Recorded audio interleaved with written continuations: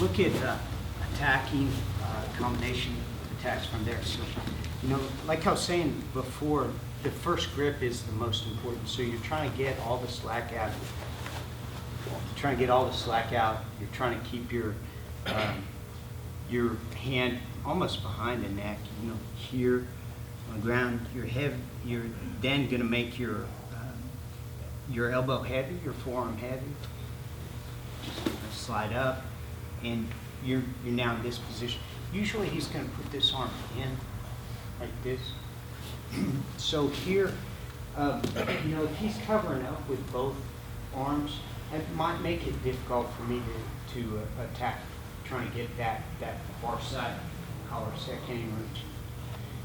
But this arm is really in jeopardy here. So because I've climbed up my left knee into his right armpit here, then all I have to do is go ahead, keep covering up. He don't want me to choke him, right?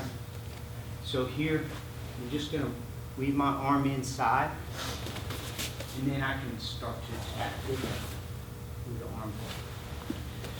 There's actually two things I could do. I could go under his arms. So sometimes if you really want to get the collar choke here, and it's giving you a hard time, like you can't come over, you can go under, so I can bring my arm under.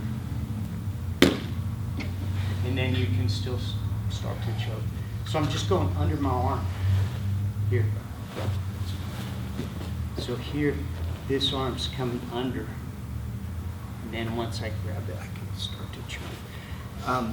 But what I was showing here, this arm's kind of in jeopardy because I've brought my hip up so high, my hip's blocking his arm. And I can kind of switch this way.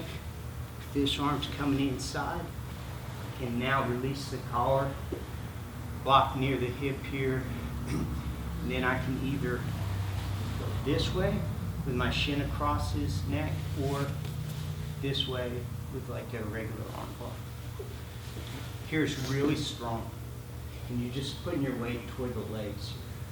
So the position, I'm like way up underneath his armpit, controlling his arm, here leaning toward his leg.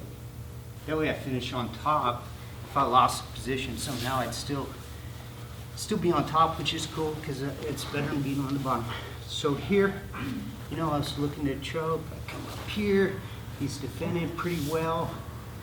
Then I'm just going to switch like this to like an S mount. This arm is coming underneath. There's going to be a gap here because I've got his elbow up. So I come underneath.